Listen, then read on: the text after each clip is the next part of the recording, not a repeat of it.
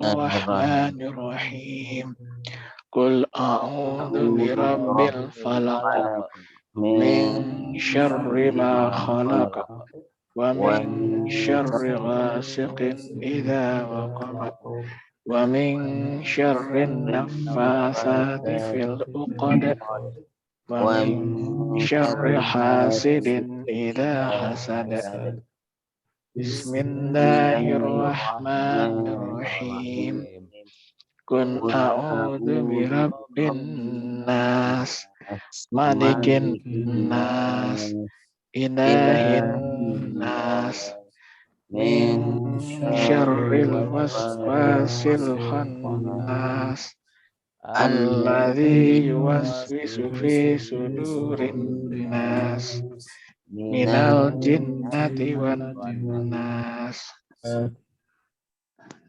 Sadaqallahu azim. Baik, terima kasih Bapak Ibu Haji. Berikutnya adalah sebelum acara ini kita mulai, sekilas kami perkenalkan pembicara kita pada malam hari ini. Mohon maaf agak sedikit serak ini. Nama beliau adalah Ustadz Anwar Nasihin. Beliau lahir di Tasikmalaya tahun 1964. Alamat domisili saat ini adalah di Jalan Cagar Alam, Kampung Baru Kapling, RT 3 RW 17 nomor 4, Parmas, Depok. Kemudian aktivitas beliau adalah sebagai dosen di Adia Jakarta, dosen STAI Depok, kemudian dosen petik di Depok, dan juga sebagai dai. Status menikah dengan 1 istri, 5 orang anak, dan sudah dikaruniai cucu ada 3. Moto beliau adalah jadikan hidup lebih indah dan lebih bermakna bersama Islam dan dakwah. Demikian Bapak Ibu Haji sekalian, sekilas kami bacakan perkenalan dengan beliau, bahwa pada malam hari ini merupakan pengajian online yang ke-10 ya. Jadi sudah berlangsung 10 bulan ini Pak Ustadz, pengajian kita untuk rombongan 2 ini, di mana salah satu tujuan silaturahmi online ini sebetulnya selain untuk menjaga ukhuwah Islamnya di antara kita, dan ini juga salah satu cara untuk menjaga kemabruran haji yang waktu itu sudah kita lakukan di tahun 2018. Nah, tema kita pada malam hari ini terkait dengan persiapan Ramadan. Lebih khusus kita akan mengambil tema Ramadan sebagai Syahrul Quran. Alhamdulillah Ustadz sudah hadir dan barangkali teman-teman kita akan join sebentar lagi. Namun demikian, untuk mempersingkat waktu, kepada Pak Ustadz, Pak Kiai Haji Anwar Nasihin, waktu dan layar kami persilahkan. Baik, bismillahirrahmanirrahim. Assalamualaikum warahmatullahi wabarakatuh. Waalaikumsalam warahmatullahi wabarakatuh. Alhamdulillahirabbil alamin wal 'aqibatu lil muttaqin wala 'udwana illa 'alal zalimin. Allahumma anfa'na bima 'allamtana wa 'allimna ma yanfa'una ya arhamar rahimin. Amma ba'du. Bapak Ibu Haji rahimakumullah wa yarhamukumullah. Pertama-tama mari kita panjatkan puji dan syukur kita kehadirat Allah Subhanahu wa taala. Salawat dan salam semoga senantiasa tercurah kepada baginda Rasul sallallahu alaihi wasallam, kepada keluarga, kerabat, para sahabat, dan kita semua umatnya. Semoga kelak di hari pembalasan, di hari perhitungan, Allah Subhanahu wa taala berkenan untuk mempertemukan kita dan menghimpun kita bersama Rasulullah sallallahu alaihi wasallam di dalam surganya. Ya rabbal alamin. Alhamdulillah, pada malam hari ini saya berkesempatan ikut bersilaturahim dengan jamaah Ummul Qura ya tahun 2018.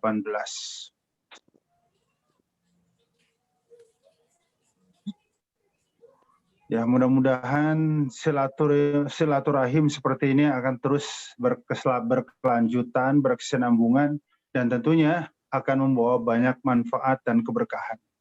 Amin ya rabbal alamin. Bapak Ibu Haji yang dirahmati Allah,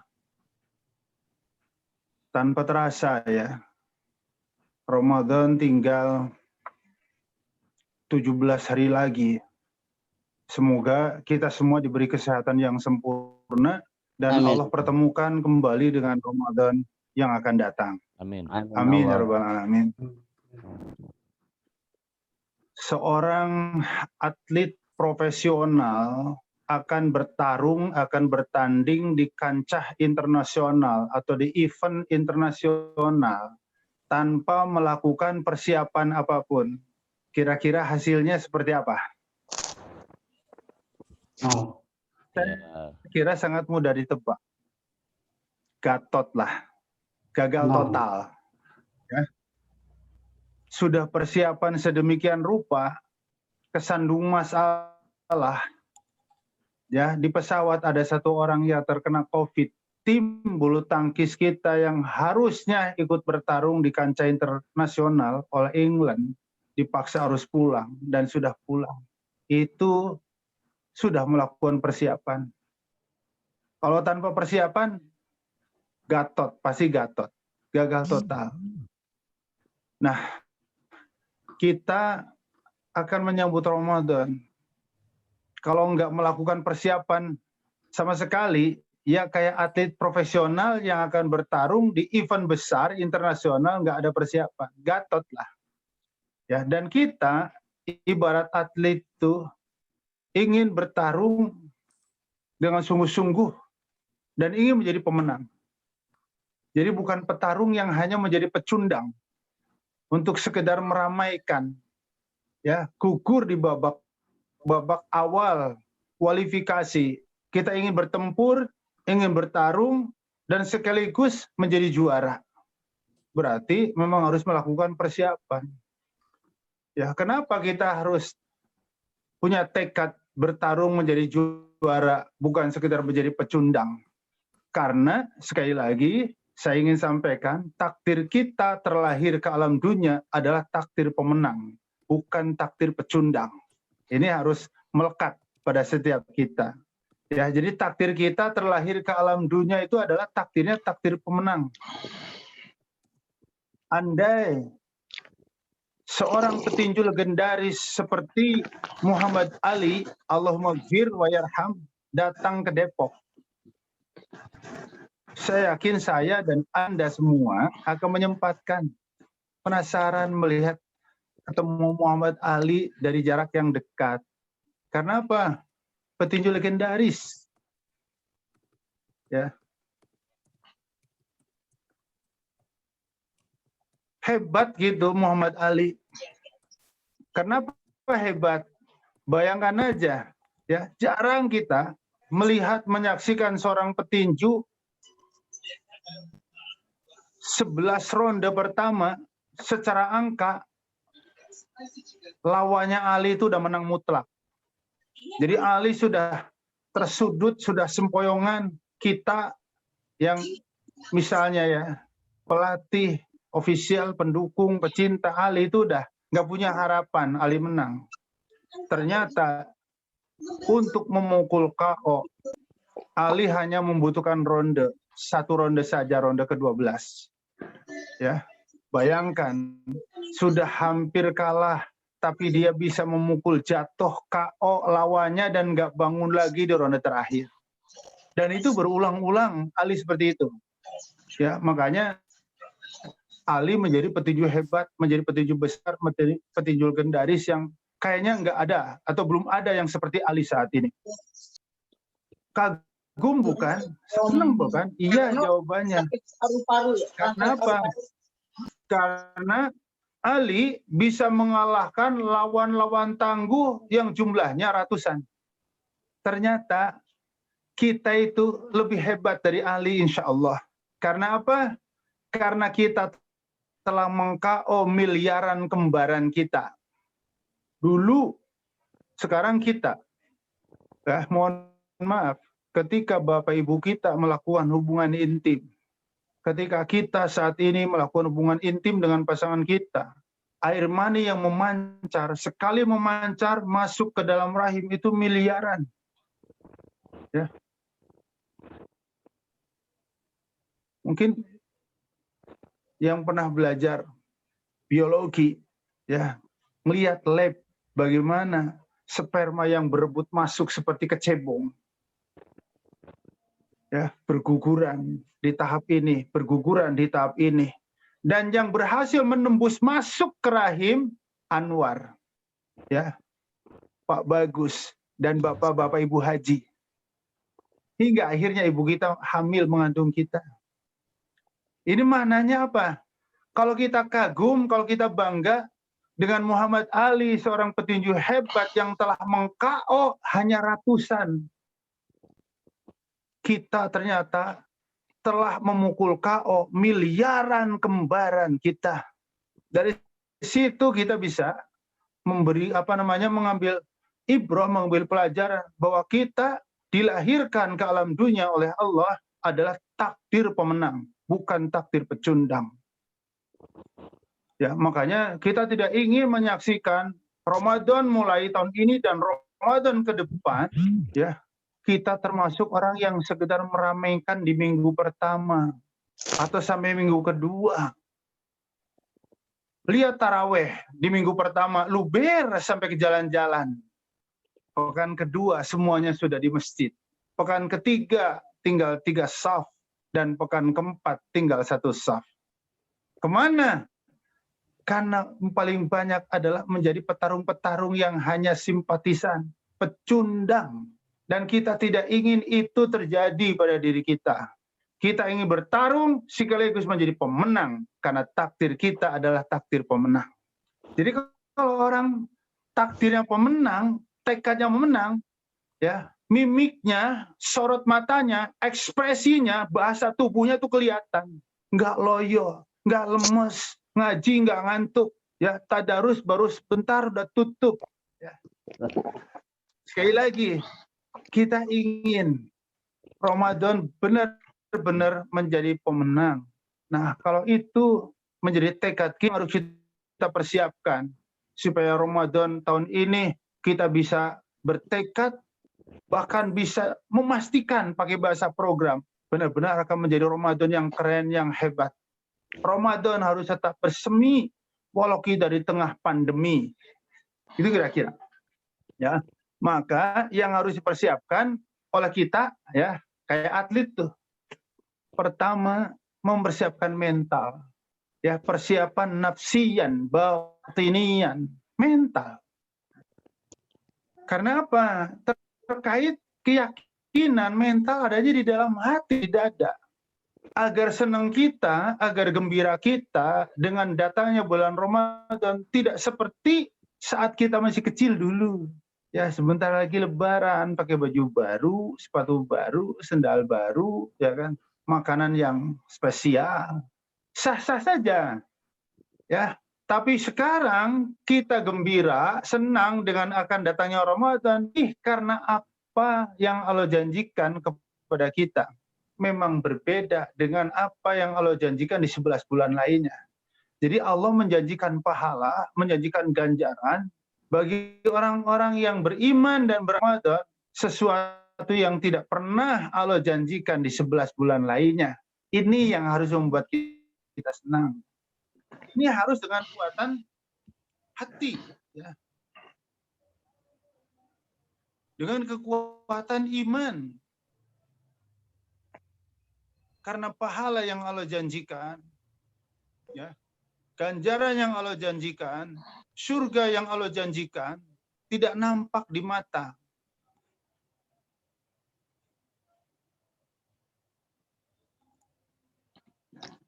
Cek.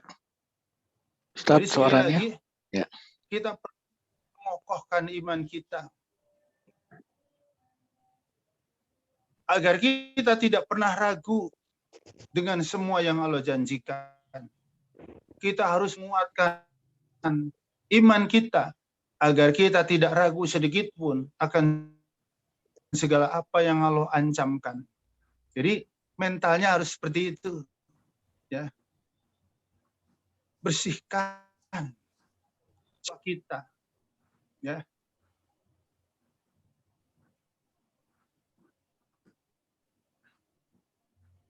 Bersihkan batin kita dari segala penyakit-penyakit hati. Karena itu yang akan menjadi penghalang kita, ya, untuk bergairah, bersemangat, beramal soleh. Jadi sekali lagi kita harus bersihkan kotoran-kotoran batin kita, kotoran-kotoran jiwa kita, ya, supaya kita tetap memiliki semangat, tetap bersemi walaupun kita menyambut Ramadan di tengah pandemi. Seperti handphone. Ya, handphone kita kadang lemot, ngirim video nggak loading-loading.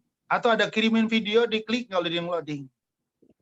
Ya, ternyata apa? Saat handphone lemot, jangan terburu-buru kita bawa ke tukang servis. Karena ada cara yang paling simpel, sederhana. Agar handphone kita seperti baru beli, maka semua kotoran, sampah, chassis harus dibersihkan. Bersihkan sampah. Ya maklum, karena handphone kita Android, saya nggak nyebut merek. Ya, berbeda kalau handphone kita iPhone yang punya sistem iOS, nggak nyimpen sampah. Ya, tapi kalau handphone kita yang harganya 1 juta, 2 juta, 3 juta, 4 juta, Android, ya emang harus sering-sering lah dibuang kotoran. Tinggal pertanyaannya, ibarat handphone kita ini Android apa iPhone? Ya, saya pernah berkeluh kesah 2-3 kali ganti handphone. Ya, Pak Ustadz mah harusnya jangan pakai Android, tuh pakai iPhone. Kan kerjanya Ustadz mah pakai handphone. Kenapa emang? Nggak ada sampah, Ustadz. Semuanya ces. Harganya berapa?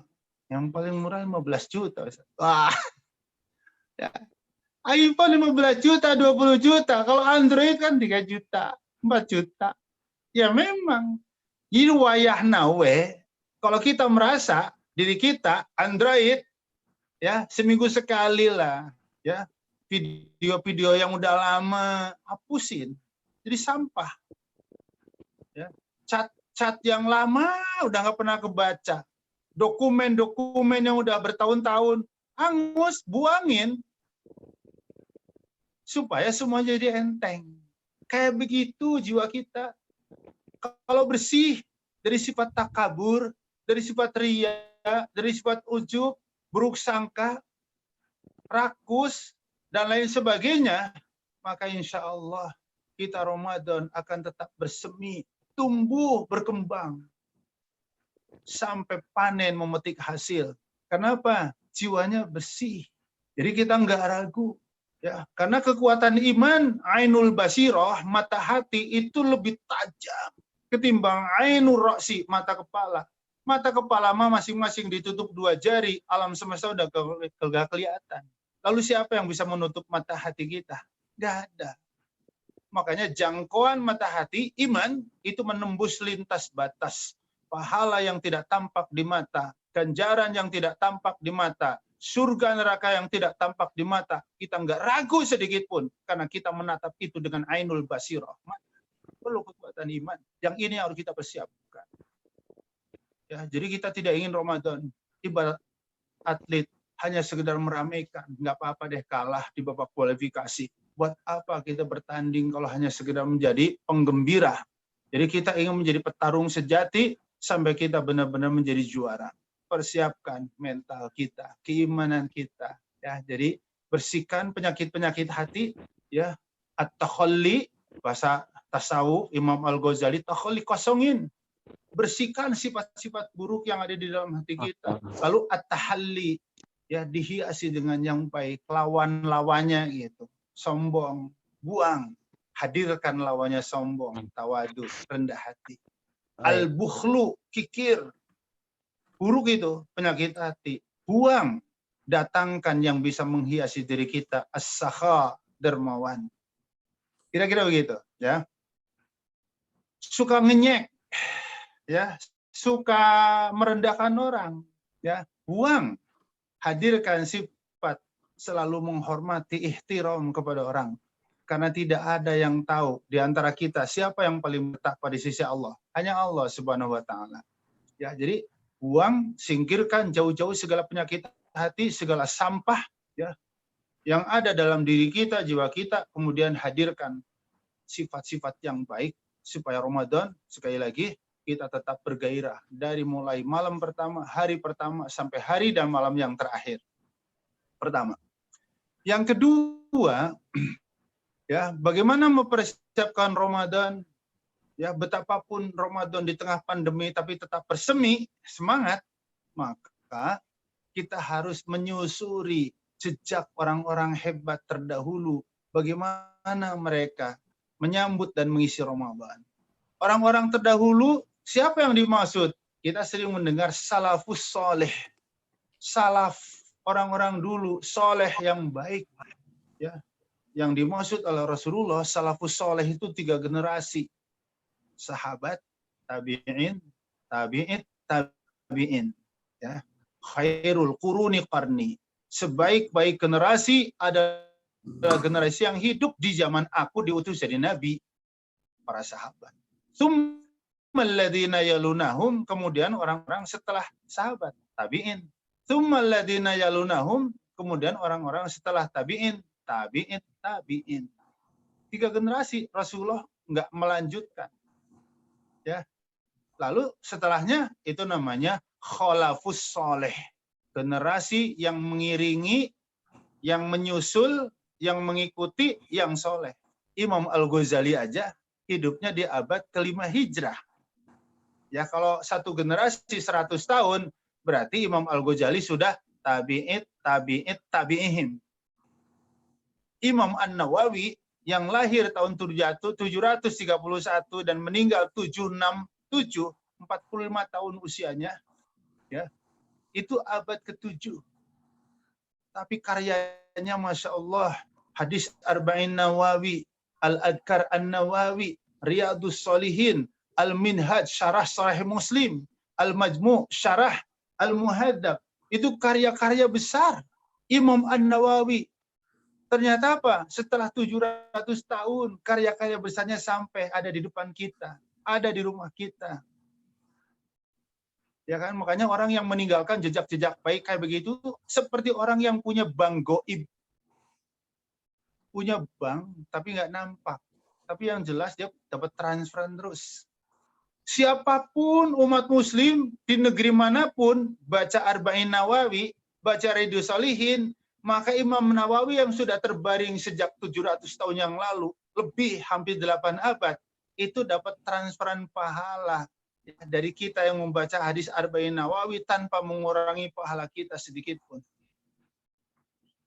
Siapapun yang baca Riyadhus Shalihin, maka Imam Nawawi dapat transferan pahala tanpa mengurangi pahala orang yang membaca dan mengajarkan Riyadhus Shalihin. Ya, enak banget, Tot. Iya, orang yang meninggalkan jejak baik itu, ya, laksana orang punya bank gaib. Nggak peduli lah yang transfer siapa, yang penting kan transfernya masuk ke rekening kita. Ya. Nabi Ibrahim satu, tapi Allah menyebutnya umat. Surah 16 An-Nahl ayat 120. A'udzubillahi minasyaitonirrajim. Inna Ibrahim kana ummatan. Sesungguhnya Ibrahim adalah sosok jelmaan sebuah bangsa. Bangsa. Emang Ibrahim ada berapa? Kalau Pak Ibrahim ya banyak. Di kampung kita juga nama Pak Ibrahim banyak. Tapi kalau Nabi Ibrahim ya satu. Lalu yang dimaksud ayat yang mana? Nabi lah. Nabi Ibrahim satu, tapi Allah menyebut bangsa. Apa yang dimaksud?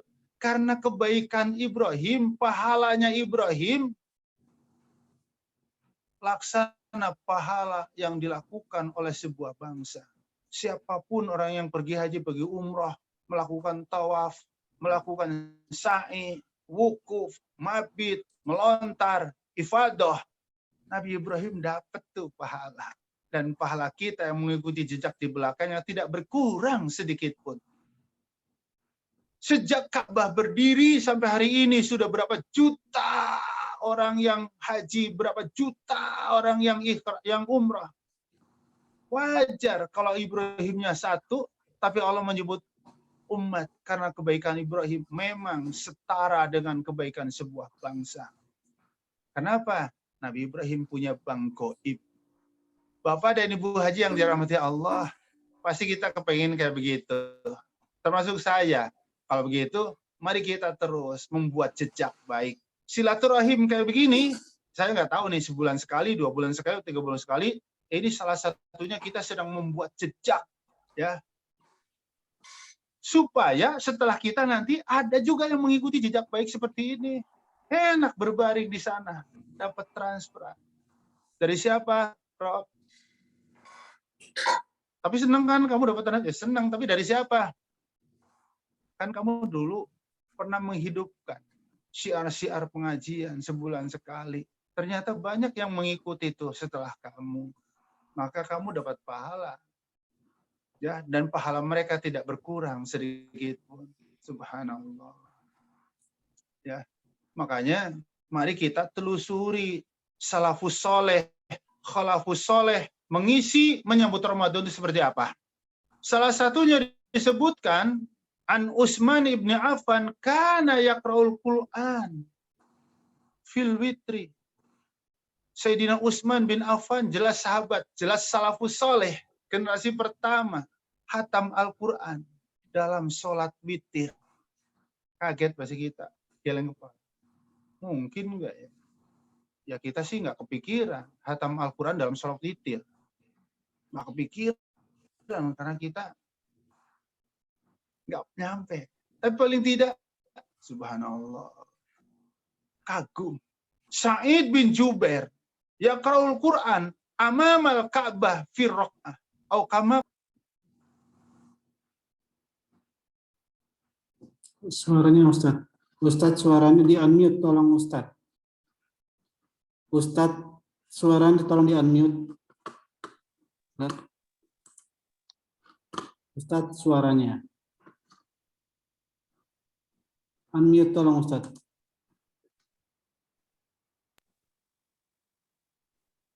Ya. Ya, sudah. Tolong ulangi lagi.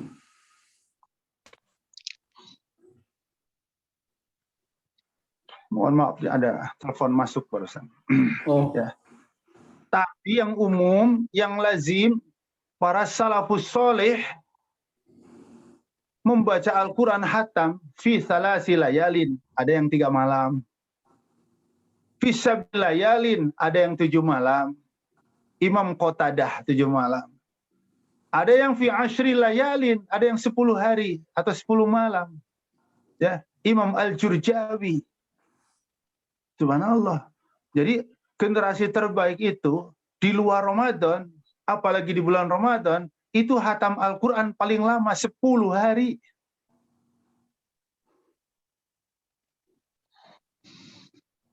Jauh banget ya kita. Pasti jauh banget ya. Ya. Makanya Ramadan tahun ini kita mencoba mentargetkan. Kalau biasanya sebulan hatam sekali, maka Ramadan tahun ini saya targetkan mudah-mudahan bisa hatam 3 kali. 10 hari hatam, 10 hari hatam, 10 hari hatam. Ya, semoga Allah mudahkan. Karena apa? Terucap ataupun tidak terucap, saya yakin semua kita merindukan kejayaan Islam akan kembali hadir di tengah kita. Rindu kita. Andalusia, Spanyol hari ini, 700 tahun, 7 abad umat Islam berjaya dan rahmat untuk semuanya. Hari ini hilang. Dan kita ingin sekali lagi, kejayaan Islam, kegemilangan Islam kembali hadir. Rindu banget kita. Tapi apa kata Imam Malik? I'lam annahu lan yuslih akhiru hadhil ummah illa bima aslaha bihi awwaluha. ketahuilah umat akhir zaman tidak akan pernah merasakan kembali kejayaan Islam kecuali dia mau menapaki jejak sukses orang-orang terdahulu. Ya, jadi kata Imam Malik, jangan mimpi. Kalian nggak usah mimpi kejayaan Islam akan kembali kalian saksikan dan kalian rasakan kecuali kalian mau menapaki jejak orang-orang sukses terdahulu. Jadi orang-orang sukses terdahulu itu gimana? Kalau hatam Al-Quran sebulan sampai 3 kali itu artinya Al-Quran itu selalu melekat, selalu ada di pelukannya. Dan Al-Quran benar-benar menjadi minhajul hayat, pedoman hidup. Bukan sekedar menjadi pedoman ibadah. Beda lah. Kalau badan ibadah sempit, kalau pedoman hidup luas. Al-Quran tidak salah menjadi pedoman ibadah. Tapi kalau pedoman ibadah kan cuma 4. Rukun Islam 5. Tapi yang dikerjakan secara fisik, sholat, puasa, zakat, haji. Ya, kita belajar Al-Quran, belajar hadis, belajar agama, agar sholat kita sesuai dengan syariat. Syar'i pakai bahasanya, agar jilbab kita sesuai dengan syariat, jilbab syar'i, agar puasa kita, doa buka kita, agar umrah kita, agar haji kita sesuai dengan syariat. Ya bagus, emang harusnya begitu. Tapi mestinya Al-Quran bukan sekedar jadi pedoman ibadah, tapi jadi pedoman hidup. Maaf, ada apa? Ini mau komplain, kemarin saya beli telur di sini sekilo. Saya kan di rumah punya timbangan. Saya timbang cuma 8 on. Jadi gimana ini? Ya emang begitu, Pak. Dagang kalau jujur-jujur amat ya kagak untung. Emang dagang harus begitu. Tipu-tipu dikit mah wajar. Murang-murangin dikit mah wajar, Pak. Kata saya, Pak, Bapak kan muslim, itu kan berarti nipu kan dosa. Apa kata dia? Maaf Pak, ini urusan dagang, nggak usah bawa-bawa agama. Itu kan jelas banget bahwa Al-Quran jadi pedoman ibadah, tapi belum jadi pedoman saat kita di pasar. Apalagi kalau sudah memilih pemimpin. Ini mau soal milih pemimpin lah, nggak usah bawa-bawa agama, mau yang mana kek. Makanya kata Imam Malik, umat Islam akhir zaman tidak akan pernah merasakan kembali, bahkan menyaksikan kembali kebangkitan dan kejayaan Islam, kecuali mau mengikuti jejak orang-orang sukses, orang-orang hebat terdahulu. Makanya Rasulullah sampai menegaskan, Innallaha yarfa'u bihadzal kitabi aqwam. Allah akan meninggikan derajat suatu kaum dengan Al-Quran. Dan akan merendahkan serendah-rendahnya suatu kaum dengan Al-Quran. Kok bisa begitu? Bisa. Ya, bagaimana Al-Quran meninggikan suatu kaum? Kalau Al-Quran dijadikan imam. Al-Quran di depan. Kita makmum. Apa saja kata Al-Quran. Action. Nggak protes, nggak komplain. Jadi makmum sejati. Yang kayak begini, insya Allah Al-Quran akan meninggikan kita. Tapi kalau Al-Quran dijadikan makmum kita yang jadi imam, ayat-ayat Al-Quran, hadis-hadis dipelintir-pelintir supaya sesuai dengan hawa nafsu kita, maka Al-Quran pasti akan nyungsepin kita, akan merendahkan kita. Nah kita ingin, sekali lagi jemaah, Al-Quran, Al-Islam bukan sekedar menjadi pedoman ibadah, tapi Al-Quran, Al-Islam menjadi pedoman hidup. Lah makan mau pakai kanan kayak mau tangan kiri, yang penting mau masuk ke mulut. Mau pakai bismillah, mau pakai enggak. Emang apa sih untungnya kalau seluruh urusan dunia kita framing, kita kemas, kita bingkai dengan spirit, dengan nilai-nilai agama, ya dapatnya 2. Makan sambil duduk, pakai tangan kanan, menyebut nama Allah, kenyang dapat, pahala dapat. Ya, makan pakai tangan kiri, sambil berdiri, nggak nyebut nama Allah, mungkin kenyangnya dapat, tapi pahala nggak dapat. Ternyata urusan-urusan dunia ketika kita kemas, kita framing, kita bingkai dengan nilai-nilai agama, itu nilainya jadi ganda. Dunia dapat, akhirat pahala dapat. Nah, ini PR buat kita, ya, segenap kaum muslimin. Ya, saya melihat di lapangan masih banyak yang kayak begitu. Ya, liberal, sekuler kan kayak gitu. Islamophobia lebih-lebih. Udahlah, Islam mah di masjid aja, Islam di musola saja, di majlis taklim saja, nggak usah dibawa ke perkantoran, nggak usah dibawa ke tempat bisnis. Kalau kita enggak, Islam kita bawa kemana pun, ke WC aja kita bawa, ke toilet kita bawa. Pada buang, urusan buang tuh yang kita nggak butuh. Melangkah kaki kiri sebelumnya baca doa, kelar melangkah kaki kanan di luar baca doa. Insya Allah perutnya plong nyaman, pahala juga dapat. Kalau urusan buang, spirit agama kita bawa, ke pasar kan nyari, yang nyari rezekinya di pasar. Ke kampus kan nyari, kayak saya, yang nyari rezekinya jadi dosen. Ke kantor, yang nyari rezekinya di tempat kantor. Kalau membuang aja agama dibawa, diperintah oleh Allah, masa nyari malah agama ditinggal? Nggak takut apa? Bagaimana kalau agama pas ditinggal kita dicabut nyawa? Na'udzubillah min dzalik. Kita ingin kapan saja Allah mencabut ruh kita, agama melekat bersama kita. Karena Allah yang nyuruh, wala tamutunna illa wa antum muslimun. Jangan sekali-kali kamu mati kecuali mati dengan berpegang teguh dengan Islam. Jemaah yang dirahmati Allah Subhanahu wa taala. Jadi sekali lagi, hanya dengan menyusuri jejak orang-orang hebat terdahulu, insya Allah kita akan mendapat inspirasi, akan mendapat spirit, akan mendapat motivasi. Ya paling tidak kalau kita mengidolakan mah, dikit banyak ya, nontohlah. Kayak penggemar bola, pencinta bola. Siapa pemain idola kamu ya untuk di tingkat nasional? Bambang Pamungkas. Maka lihat kaos yang dipakai sama dengan Bambang. Cara mendribel bola, jadi kepengen kayak Bambang. Tanya, siapa pemain bola idola kamu di kelas internasional? David Beckham. Lihat gaya rambutnya, mirip. Kaos yang dipakai, 7. Bagaimana menendang bola mati? Jiplak. Emang orang kalau udah kagum kayak gitu, ya. Jadi kita untuk Sayyidina Utsman bin Affan, Sa'id bin Jubair, nggak kebayang di akal kita. Witir hatam Al-Quran. Tetapi 3 hari hatam Al-Quran, 7 hari hatam Al-Quran, 10 hari hatam Al-Quran adalah sesuatu yang logis sebenarnya. Dan kita harus mencoba. Ya, ada seminar Tarhib Ramadan di Hotel Indonesia. Misalnya, di lantai 25. Salah satu peserta seminar adalah kita. Ya, jam 9 mulai, kita jam 10 baru nyampe. Telat karena sesuatu dan lain hal. Ya, begitu nyampe langsung. Ya, selamat pagi, assalamualaikum. Petugas hotel ramah menyambut kita. Selamat pagi, waalaikumsalam. Dengan Bapak siapa? Dengan Bapak Bagus. Ya. Orang di hotel tuh ramah. Di pesawat itu ramah. Kenapa? Mahal pan bayarnya. Beda dengan terminal.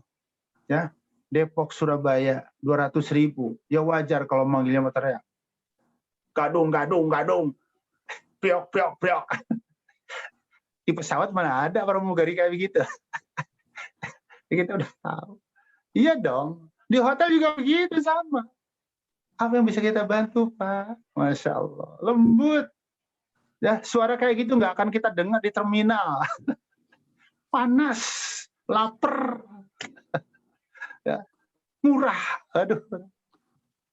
Ya. Ini Pak, saya peserta seminar Tarhib Ramadan yang diselenggarakan di hotel ini. Tapi saya datang terlambat. Katanya sih di lantai 25. Oh iya benar sekali. Mari Pak Bagus. Dituntun. Masya Allah. Sampai ke pintu lift. Dipencetin. Luar biasa. Bahkan apa? Satpamnya nemenin di lift. Liatin. Dipencet 25. Nyampe lah ketemu teman-teman peserta yang lain yang sampai datang lebih dahulu. Ini apa sih mananya? Kalau peserta seminar yang datang lebih dahulu ada di lantai 25, naik lift itu, sekarang kita naik lift yang sama. Masa sih kagak nyampe ke situ? Ini ilustrasi sederhana sekali. Ya, jadi kalau salafus soleh, khalafus soleh, menyaksikan, merasakan kejadian Islam, jalannya adalah pegang teguh Al-Quran. Jadikan imam, kita jadi makmum sejati. Ngikutin aja. Al-Quran A, Al-Quran B, Mau berat, mau ringan, kita nggak protes, kita nggak komplain, dan kita nggak main logika, karena semua yang datang dari Allah itu udah pasti benar. Langsung action. Kalau kayak begini sikap umat Islam terhadap Al-Quran, terhadap Al-Sunnah, insya Allah kejayaan Islam akan dikembalikan lagi oleh Allah pada kita. Dan Ramadan adalah momen yang sangat baik bagi kita untuk semakin dekat dengan Kitabullah, semakin erat dengan Kitabullah, dengan hadis-hadis Rasulullah, karena dua-duanya adalah sumber hukum Islam yang pertama. Al-Quran, Al-Hadis, Ijma, Qiyas. Jadi yang paling tinggi, Al-Quran dan As-Sunnah. Nah, jamaah yang dirahmati Allah Subhanahu wa Ta'ala, ya saya kira sementara itu mungkin ya, dan masih banyak ya persiapan-persiapan yang lain, tapi 2 poin ini mudah-mudahan bisa menggugah kita, menginspirasi kita, ya mudah-mudahan kita punya semangat menjadi petarung sejati, ya bukan menjadi petarung yang sekedar menjadi meramaikan suasana. Dan semoga Ramadan kali ini kita benar-benar akan meraih sukses yang lebih gemilang, yang lebih besar ketimbang Ramadan-Ramadan yang sudah berkali-kali kita lewati. Bapak Ibu Haji yang dirahmati Allah, itu saja mungkin sekedar perkenalan pertemuan awal di acara reuni alumni Haji 2018. Ya, mudah-mudahan bisa ketemu lagi di lain kesempatan. Terima kasih Bapak Ibu, mohon maaf jika ada yang kurang berkenan. Assalamualaikum warahmatullahi wabarakatuh. Waalaikumsalam warahmatullahi wabarakatuh. Cek. Baik Bapak Ibu Haji, demikian tadi siraman rohani atau taujih dari Ustadz Anwar Nasihin terkait beberapa kiat bagaimana kita mempersiapkan diri untuk menyambut bulan Ramadan. Tadi ada beberapa hal yang sempat kami catat. Yang pertama adalah kita siapkan mental, yaitu mental pemenang, dengan membersihkan hati dari kotoran-kotoran. Kemudian yang kedua adalah kita susuri jejak orang-orang solih. Dalam hal ini lebih fokus terkait dengan masalah bagaimana mereka berinteraksi dengan Al-Quran, dan pada saat bulan Ramadan interaksi mereka lebih meningkat. Bapak Ibu Haji, berikutnya adalah kita memasuki sesi diskusi atau tanya jawab. Ini saya bacakan dulu Ustadz dari pertanyaan di chat ya. Bagaimana caranya mewujudkan kejayaan Islam di Indonesia saat ini? Karena akhir-akhir ini jujur saja di Indonesia agama Islam sedang dalam proses tanda kutip dibenamkan oleh banyak Muslim yang membenci ulamanya. Silakan Ustadz. Baik. Ya, bagaimana kita ya menapaki untuk kembali bisa menyaksikan dan merasakan kejayaan Islam? Ya harus berangkat dari kita. Ya, ibda binafsik, mulai dari diri kita. Ya, kalau dalam bahasa Al-Quran, surah 66 At-Tahrim ayat 6. Hai orang-orang yang beriman, jagalah dirimu dan keluargamu dari api neraka. Sebenarnya kata-kata keluargamu itu bukan kalimat terakhir. Ya, jadi perbaiki diri, perbaiki keluarga. Terus ya berikutnya masyarakat. Ya ini pakai bahasa amaliyatud dakwah. Kerja dakwah tuh gimana ya? Ya. Kerja dakwah kan upaya ingin mengembalikan kejayaan Islam, maka harus dimulai dari islahul afrad, memperbaiki individu-individu. Harus dari situ berangkatnya. Karena apa? Namanya Islam nggak bisa lah dimulai dari skala besar. Membangun fondasi ditata dari individu, baru keluarga, skala lebih besar, masyarakat, ya, tanah air, masuk deh ke wilayah kekuasaan. Ya, jadi islahul afrad bukan memperbaiki diri, seorang diri, individu-individu. Jadi afrad itu individu-individu dibina yang intens. Ya. Jadi kalau sebulan sekali, 3 bulan sekali, 4 bulan sekali, setahun sekali itu syiar. Syiar ya sebatas untuk taskif, memperluas wawasan keislaman. Ya, orang tidak serta-merta wawasan keislamannya luas, terus komitmen amalnya islami, enggak serta-merta. Bagaimana sebuah wawasan Islam yang luas jadi amal, itu perlu dibina. Berapa kali antum seminggu sholat duha? Tanya terus, kayak guru ke murid. Lama-lama sholat duha dikerjakan. Berapa kali antum seminggu sholat malam? Enggak pernah. Terus, kalau kita guru, ya, kalau saya mentor, kalau saya kiai, saya ingetin terus itu. Karena apa? Supaya wawasan yang luas tidak diawang-awang, tapi membumi. Jadi membumikan wawasan keislaman itu perlu tarbiyah, pembinaan yang intens. Ada mutabaahnya, ada monitoringnya. Saya tanya terus murid saya, ya berapa halaman, berapa juz sehari antum baca Al-Quran? Diingetin terus. Jadi islahul afrod, ya individu-individu dibina. Karena bagaimanapun CRT terdiri dari kumpulan individu. Se-RW terdiri dari beberapa RT. Sekelurahan terdiri dari beberapa masyarakat di beberapa RW. Begitu seterusnya. Membangun dari yang tinggi enggak bisa. Yang namanya membangun, islah, memperbaiki harus dari nol. Dari bikin pondasi. Lama dong, Tat. Ya lama-lama. Ya. Saya punya satu grup misalnya, ya dibina 2 tahun. 10 orang. Ya setelah 2 tahun masing-masing ngebina. Punya masing-masing 10 murid. Apalagi kalau punya 2 grup, punya 20 murid. Kalau satu saya punya 10 murid, muridnya 10, masing-masing punya 1 grup. Masing-masing lagi punya 1 grup. Dan ini ada 10.000 orang kayak begitu, masing-masing punya, kan lama-lama banyak. Dan kokoh. Ya, jadi kita jangan terusan syiar. Nggak membekas, ya. Jadi syiar itu yang syiar apa namanya biayanya besar. Tabligh akbar tuh besar sekali biayanya, tapi asarnya bekasnya sedikit, dari kanan tembus ke kiri, masih bagus lewat. Kadang-kadang dari kanan mental lagi ke kanan, dari sini mental lagi ke sini, ya. Dan nggak ada orang ceramah Isra Mi'raj berturut-turut 2 kali di satu tempat. Jarang, kecuali wah Ustadz kondang banget, hebat banget. Udahlah tahun depan ngundang yang kemarin lagi aja, ya. Adakah Ustadz yang begitu hebat dikagumi datang ke satu tempat Isra Mi'raj 2 kali berturut-turut? Jarang terjadi. Kalaupun ada, mungkinkah Ustadz itu akan berkata, Bapak Ibu, alhamdulillah ketemu lagi, mari kita lanjutkan materi kita yang tahun lalu. Siapa yang nyambung tuh? Kenapa? Emang tabligh akbar masih sarana syiar, gaung, gema.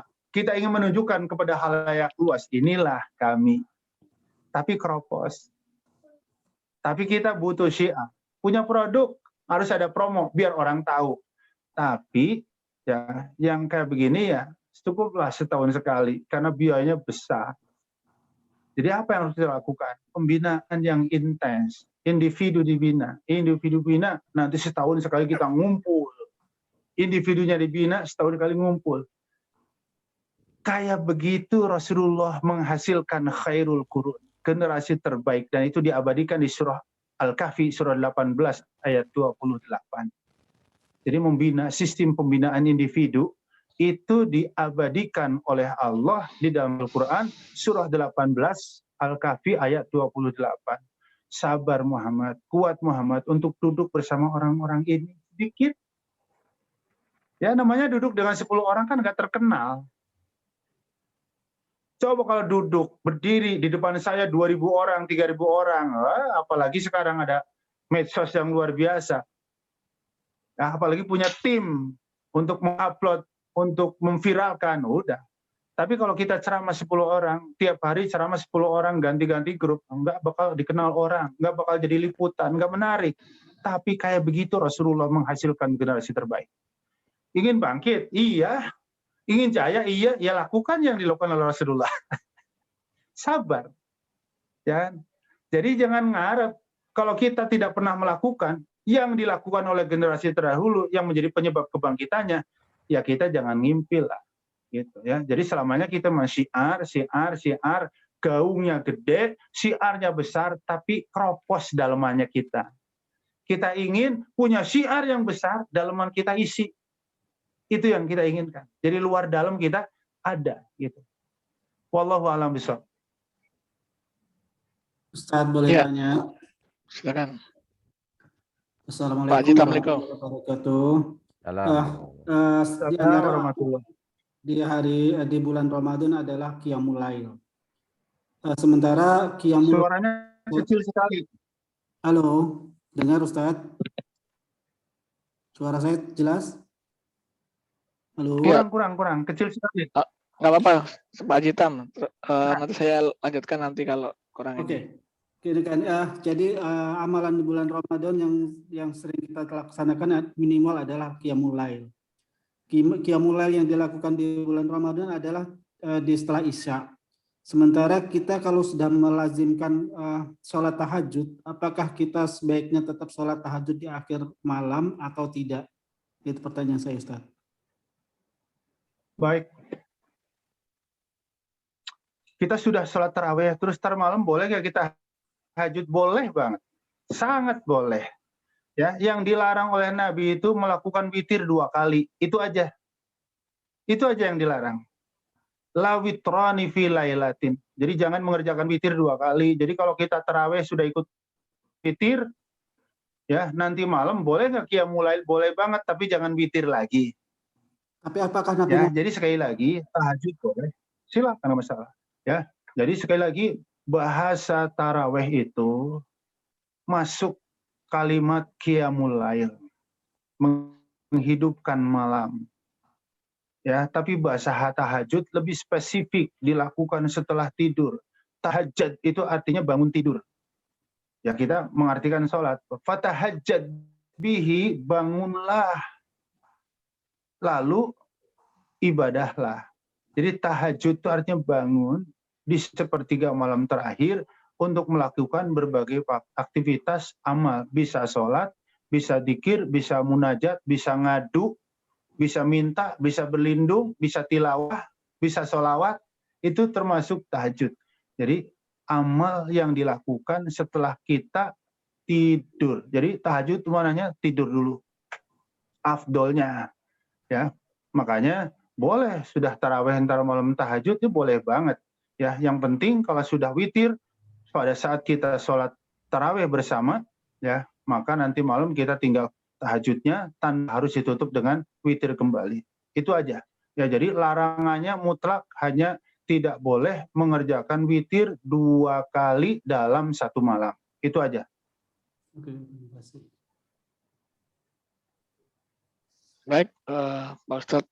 Ini ada pertanyaan di chat, Pak Ustadz. Jadi terkait dengan masalah agar siar pembinaan tarbiyah bisa berjalan dengan optimal, mengingat kebanyakan orang saat ini fokus ke masalah dunia dan masih menganggap pengajian itu sifatnya radikal.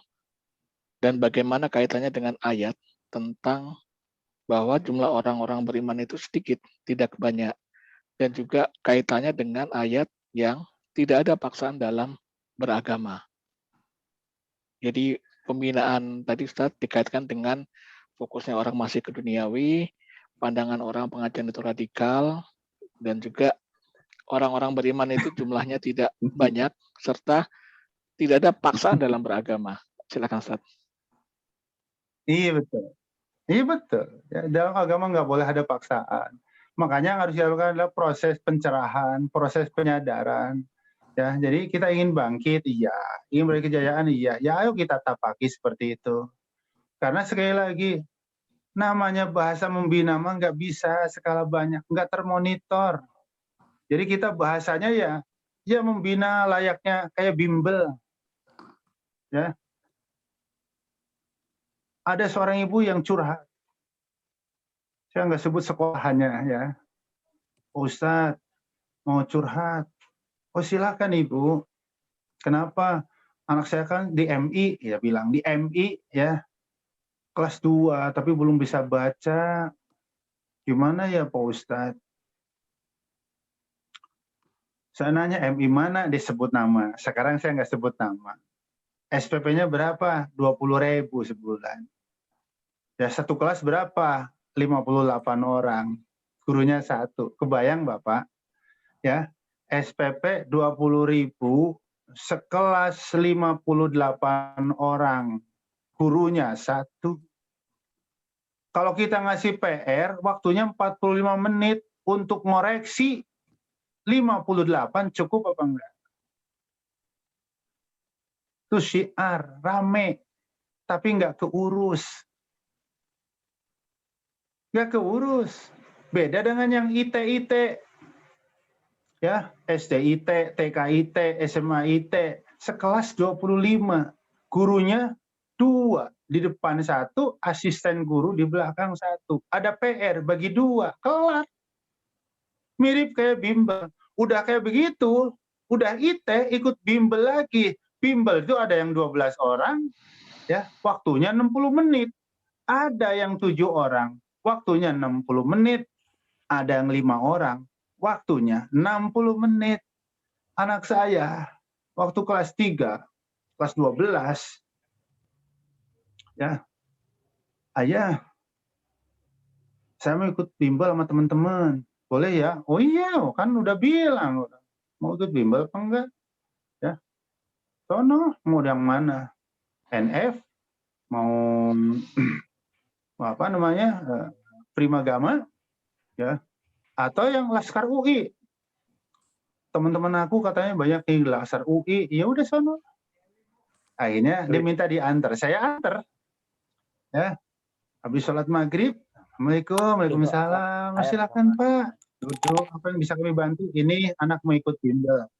Akhirnya ditanya, ya, oleh pihak pengelola, ya, mau ikut yang 5 orang per grup, mau ikut yang 7 orang, apa mau ikut yang 12 orang? Kata anak saya, ya, gimana Bi? Ya terserah kamu. Ya, saya maunya yang tengah-tengah, nggak 5, nggak 7. Karena yang 5 orang sekian, kalau 7 orang sekian, kalau yang 12 orang sekian. Anak saya ini beneran, cerita beneran, ya. Apa kata anak saya? Abi, ayah, aku mau ikut yang rame aja deh. Ya udah, nggak apa-apa. Coba deh renungkan baik-baik. 60 menit ngurusin 12, 60 menit ngurusin 7, 60 menit ngurusin 5. Kira-kira yang bakal lebih bagus yang mana? Jadi tarbiyah itu sebenarnya, ya orang ya, apa ya, pakai bahasa, nggak tahu lah, ada teroris, ada apa tuh, apa secara radikal, nggak tahu. Pembinaan yang bagus seperti begitu. Jadi serius. Kalau banyak susah seriusnya lah. Ya.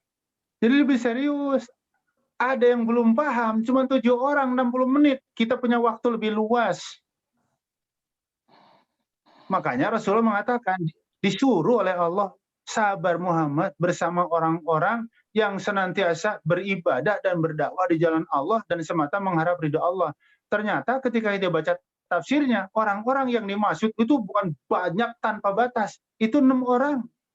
Bilal bin Rabah, Ammar bin Yasir, Suhaib Ar-Rumi, Khabab ibnul Ard, Abdullah ibnu Mas'ud, Sa'ad bin Abi Waqqas. Bayangin, duduk bersama 6 orang yang tadi pagi dan sore. Kebayang nggak hasilnya? Berarti yang 6 orang ketemu Nabi seminggu 14 kali. Bagaimana nggak jadi khairul qurun? Kita cuma mengadopsi, mencoba bertemu seminggu sekali yang rutin saja. Hasilnya keren. Bagaimana kalau seminggu 14 kali? Rasulullah diperintah, sabar Muhammad. Emang kamu nggak akan terkenal ngurusin 6 orang. Beda kalau kamu ceramah 10.000 di depan kamu. Wah, cepet terkenal banget. Ya, tapi ilmu kamu nggak masuk. Ya, saya nggak tahu mau disebut radikal, mau disebut, nggak tahu saya. Saya juga nggak paham radikal itu apaan. Ya, tapi yang jelas seperti itu kita ingin. Yang jelas, saya nggak merugikan siapapun. Ya, Saya nggak tahu kalau radikal yang merugikan orang mungkin ya. Ya kita mau belajar biasa, mempelajari tafsir, mempelajari hadis biasa saja. Ya A ya kita bilang A. Sholat wajib ya kita bilang wajib. Kalau riba haram ya kita bilang haram. Cuman kayak begitu. Cuman biar tertanam aja, biar meresap. Jadi ada monitoringnya. Gimana kemarin PR-nya dikerjain apa enggak? Periksa. Ya guru ngasih PR 2-3 kali nggak pernah dilihat. Hakul yakin nanti PR berikutnya nggak bakal dikerjain. Nggak melekat. Makanya guru yang baik mah seluruh tugas yang dibebankan, yang ditugaskan pada murid dimonitor.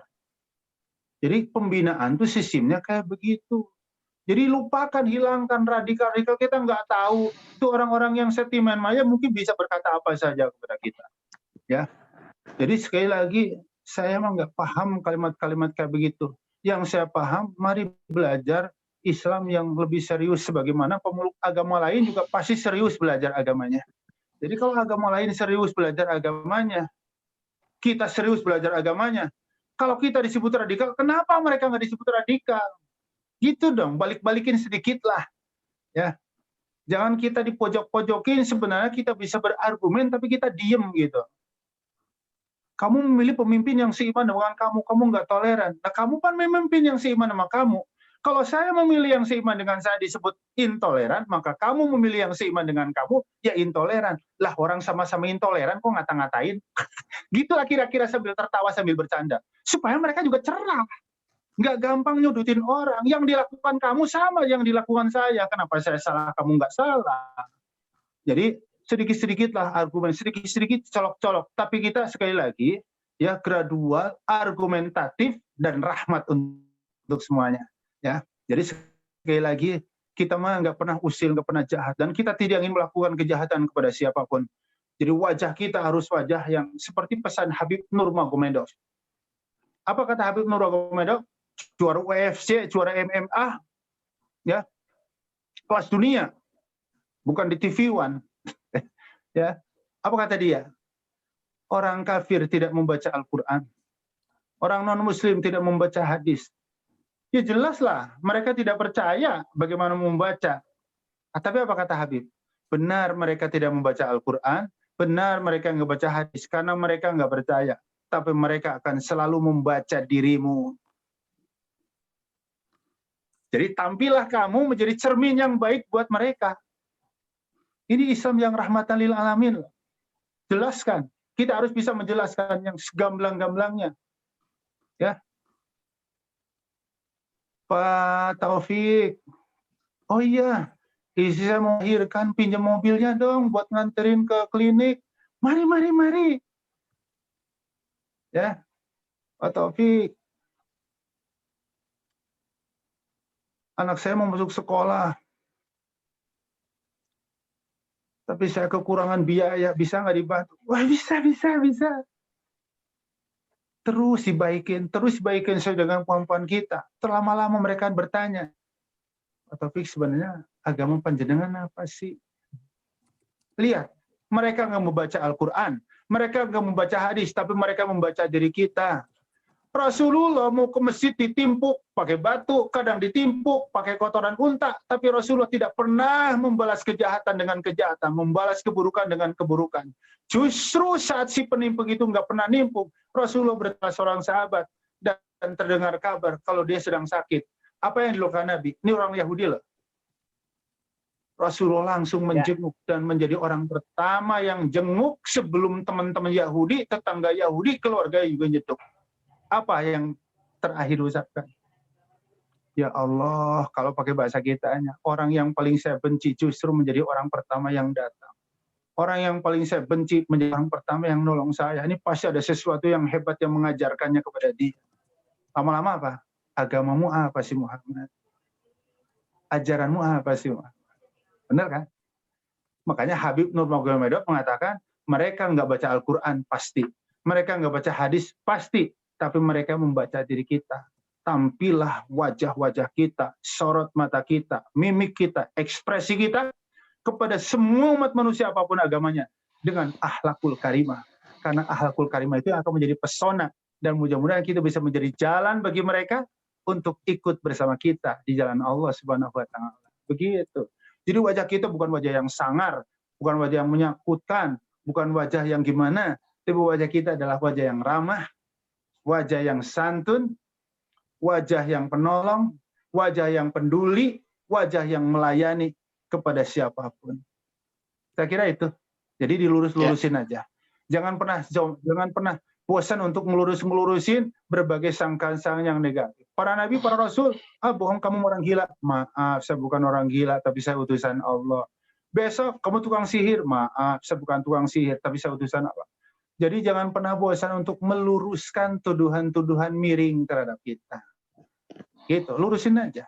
Nggak usah marah, nggak usah emosi, luruskan saja, lempengin aja. Ya, baik Ustaz. Berikutnya, ini ada di chat. Jika kita benar-benar full ibadah selama Ramadan, maka kita akan mendapatkan ampunan seluruh dosa atau menambah pahala.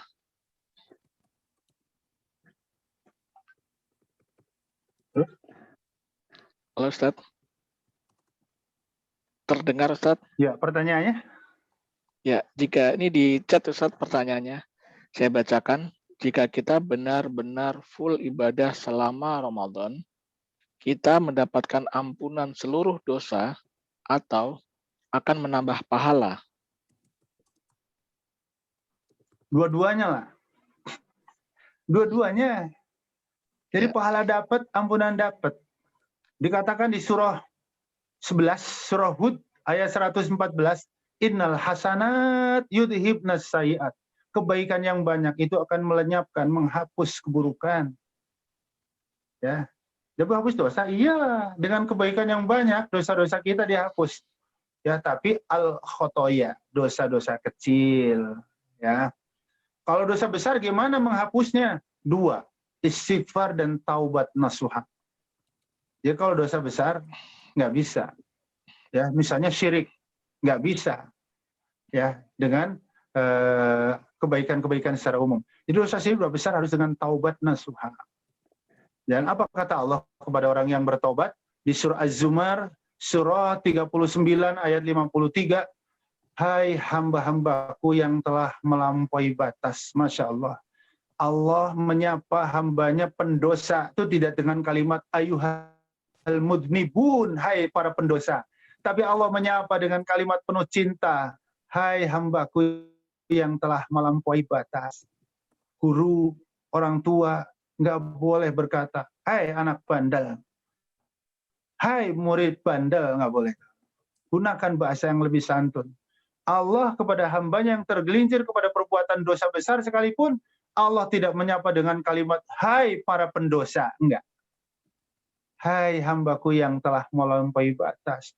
Jangan kalian putus asa untuk mendapat rahmatku. Allah bilang begitu. Innallaha yaghfiru dzunuba jami'an. Allah akan mengampuni semua dosa. Jami'an. Semua aku akan ampuni. Termasuk dosa syirik, iya. Asal tidak terbawa mati. Ya, dosa syirik yang tidak terampuni itu dosa syirik yang kebawa mati. Belum tobat nasuha, masih murtad, masih syirik, mati. Nah, itu nggak diampuni. Tapi kalau sebelum mati sudah bertobat, ya maka dosa syirik yang dulu itu diampuni oleh Allah. Bahkan Allah mengatakan, aku nggak peduli dosamu walaupun sundul langit, nyentuh langit. Aku nggak peduli, kata Allah, walaupun dosamu sebanyak pasir di lautan. Selama kamu datang kepadaku, tidak membawa dosa syirik, maka aku akan sambut kamu ya dengan sepenuh bumi berupa ampunan. Kamu bawa dosa sepenuh bumi, tapi kamu tidak syirik, maka aku akan jemput kamu dengan sepenuh bumi berupa ampunanku. Dan aku nggak peduli. Ini artinya Allah memberikan harapan. Tapi jangan dipahami, ya udahlah, kalau gitu sekarang kita puas-puasin dulu aja, kenyang-kenyangin dulu aja. Kan Allah Maha Pengampun banget tuh. Bukan. Ya, ini berarti direncanakan untuk ke depan. Yaghfiru dzunu jami'a, Allah mengampuni semua dosa. Untuk dosa yang udah pernah terjadi, bukan untuk merencanakan buruk ke depan. Jadi berkata, ya udah kalau gitu kita puas-puasin aja, kenyang-kenyangin aja berbuat dosa. Gampang ntar kita taubat. Itu keliru.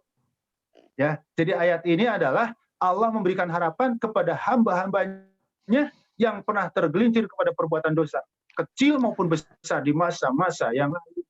Kata Allah, aku nggak peduli walaupun walaupun dosamu sepenuh pasir di lautan. Aku nggak peduli walaupun dosamu sepenuh isi bumi. Selama kamu datang kepadaku tidak syirik, maka aku akan ampuni semuanya. Jadi sekali lagi, Ramadan menambah pahala, iya. Menghapus dosa, iya. Ya. Clear, insya Allah. Baik, Ustaz. Baik, Bapak Ibu Haji, silakan bagi yang ingin bertanya atau ingin didiskusikan. Ustaz, sambil menunggu yang lain, ada beberapa ini. Yang pertama adalah bahwa kita ini kan masih pandemi. Berarti ini adalah Ramadan yang kedua di masa pandemi. Ternyata COVID belum berlalu. Jadi apa kiat-kiat praktis kita beribadah di masa sulit? Masa sulit dalam artian masa pandemi ini ya. Di mana tarawih tentu ya barangkali mungkin akan seperti tahun yang lalu, akan dibatasi, kemudian juga yang lainnya. Nah, itu yang pertama. Yang kedua adalah terkait vaksin, Ustadz. Vaksin di Ramadan yang saya dengar adalah tidak berhenti, jadi tetap dilanjutkan karena memang target pemerintah untuk terus melakukan vaksin di masyarakat, sehingga kalau kita pas puasa divaksin memang ada fatwa yang membolehkan ya Ustaz, itu bisa gitu. Ya, mohon pencerahan atas dua hal ini Ustaz. Baik, jadi terkait bagaimana syiar Ramadan di masa pandemi ini, Ramadan kedua kita masih pandemi gitu ya. Ya kita tetap menjaga prokes karena pandemi belum hilang. Jadi tetap menjaga prokes. Saya selaku mubalik penceramah Ustadz walaupun di level-level seperti ini gitu ya, ya ngajaklah segenap elemen umat Islam, yuk kita patuhi prokes. Ya, jangan sentuhan, pakai masker, sering mencuci tangan, ya, menjaga jarak, mari kita patuhi. Terlebih di wilayah-wilayah atau di zona-zona yang masih merah. Jadi sekali lagi supaya semuanya syiar tetap berjalan, ya, tetapi juga tidak menimbulkan dampak madarat yang besar. Jadi sekali lagi, ya kita semua berharap pandemi akan segera hilang, akan segera berakhir, akan segera diangkat kembali oleh Allah Subhanahu Wa Taala hingga kita bisa hidup senormal-normalnya. Ya, jadi begitulah saran para ulama, para ustadz, para kiai, termasuk saya sendiri kayak begitu. Jadi jangan sentuhan, pakai masker, jaga jarak, ya, siapkan cairan, ya, bawa kalau perlu, masing-masing bawa. Di beberapa masjid setiap jamaah langsung dikasih botol-botol kecil, ya. Dan ada juga yang pokoknya di situ ada. Ya harus semuanya kita patuhi, karena kita sama-sama tahu, sama-sama sadar bahwa sekali lagi pandemi belum berakhir. Ya. Yang kedua terkait dengan vaksin di bulan Ramadan gimana? Ya, itu udah sejak dahulu lah, ya sebelum ada fatwa dari MUI pun suntik misalnya ya, bukan vaksin, vaksin kayak suntik kan, memasukkan obat. Selama obat masuknya bukan dari mulut, itu tidak membatalkan puasa. Jadi tidak ada masalah vaksin di bulan Ramadan. Jadi yang membatalkan itu dari ini, ya. Kalau tetes mata, nggak apa-apa. Tetes kuping, nggak masalah. Suntik, nggak masalah. Masuk vaksin. Ya. Jadi apa yang difaktakan oleh MUI atau ulama-ulama abadi ini terkait dengan vaksin di bulan Ramadan juga sudah ada ya sejak zaman dahulu, bahwa yang membatalkan adalah obat yang dimasukkan lewat mulut, ditelan dari mulut. Gitu. Itu aja. Yeah. Dan itu maksudnya wilayah fikih. Fikih itu dinamis memang, khilafiyah. Ya, jadi fikih itu bisa saja tadinya A bisa jadi B, B bisa jadi C. Emang fikih mah dinamis. Kalau akidah stag, rukun iman 6 udah sampai hari kiamat. Rukun Islam 5 ya stag udah. Kalau fikih mah dinamis, haram bisa jadi mubah, nggak berpahala, nggak dosa. Ya, makan bangkai. Di saat terancam nyawa kita dan tidak ada makanan kecuali bangkai, kata Allah, selama tidak melampaui batas, maka sungguh itu tidak termasuk perbuatan dosa. Fikih begitu. Ya, jadi fikih mah sekali lagi don praduga, hasil istihad, hasil meres otak orang-orang yang punya kompetensi pastinya, dan hasilnya jika benar menurut Allah pahalanya 2. Pahala meres, pahala kerja keras, dan pahala benarnya. Jika hasil istihadnya ternyata salah di sisi Allah, Allah juga nggak nulis dosa, tetap dikasih pahala. Pahala apa? Bukan pahala benarnya pasti, tapi pahala kerja kerasnya, pahala sungguh-sungguhnya. Fikih mah kayak begitu. Jadi untuk masalah-masalah fikih kita lebih fleksibel, lebih bisa luwes begitu. Wallahu alam bisa. Cukup ya? Ya. Cukup? Ustadz, ini terakhir kali Ustadz, Baik. mungkin di chat ada ini Ustadz. Ini terakhir kali Ustadz. Ya, mungkin nanti bisa dilanjut ya di kesempatan-kesempatan yang lain ya. Baik. Kalau ada satu lagi dah. Mbak, iya satu lagi nih Ustadz. Silakan Ini satu lagi. ya, ada beberapa waktu yang lalu ada jamaah haji kita yang wafat Ustadz. Dan ini si ibu ini bertanya bahwa Ramadan kali ini, Ramadan nanti itulah Ramadan tanpa suami. Apakah teringat terus kepada beliau itu artinya dia tidak ikhlas dan akan menjadi jalan penghambat si almarhum suaminya? Enggak ya. Ingat terus ya nggak apa-apa. Memang beda-beda orang ya. Jadi yang penting saat ingat kita doakan, gitu aja. Jangan berkeluh kesah. Andai kau masih ada, pasti aku nggak seperti ini. Iyalah, itu namanya Gasullah, itu nggak boleh. Asal ingat, Allahumma warhamhu. Ya, makanya apa? Hati boleh bersedih kata Nabi. Ya, mata boleh berlinang. Tapi walaupun hati sedih, mata menangis, berlinang, hendaklah mulutmu selalu berkata yang baik. Ya, jangan berkata yang enggak. Itu aja. Nggak apa-apa. Ingat kan bukan kayak ini, lintasan itu datang. Ya, mungkin butuh waktu. Yang penting setiap ingat langsung aja iringi dengan doa. Dan orang-orang yang sudah mendahului kita membutuhkan doa dari kita yang masih hidup, itu lebih butuh ketimbang kita hidup butuh makanan. Jadi kalau kita sehari butuh 3 kali, orang yang sudah meninggal dunia itu membutuhkan lebih dari 3 kali kita membacakan untuk dia Allahumma warhamhu. Dan seterusnya.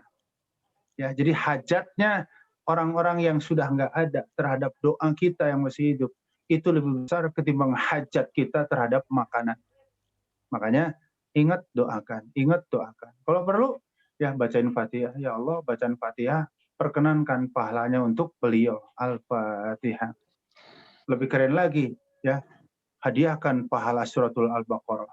Ya, baca dari Alif Lam Mim sampai wansurna 'alal qaumil kafirin. 286 ayat ya Allah, bacaan Al-Baqarah aku hadiahkan untuk orang yang sangat aku cintai. Nggak ada masalah. Atau ada kesempatan umroh, ya badalkan umroh. Ya, atau ada kesempatan kurban, belilah hewan kurban, hadiahkan pahalanya. Senang banget mereka di sana. Kayak apa senangnya mereka? Di surah At-Taubah, surah 9 ayat 105. Jadi orang-orang yang kita doakan, orang yang dihadiahkan kepadanya pahala amal soleh, itu gembiranya dilipatkan 1000 kali lipat ketimbang senang mereka saat kita menghadiahkan sesuatu mereka masih hidup. Saya sebagai anak beliin sarung, beliin koko, beliin sajadah buat bapak lebaran, momen lebaran, senang banget. Tapi sekarang saya melakukan Al-Fatihah. Itu bapak saya senangnya dilipatkan 1000 kali lipat ketimbang senang mereka saat mendapat hadiah koko saat masih hidup. Kalau saya berbuat dosa, mabok, judi, saat bapak masih hidup, ibu masih hidup, sedih, apalagi sampai berurusan dengan polisi, ya sedih, ya malu. Sekarang orang tua kita udah nggak ada, terus kita terus berbuat jahat, maka sedih mereka juga dilipatkan 1000 kali lipat oleh Allah.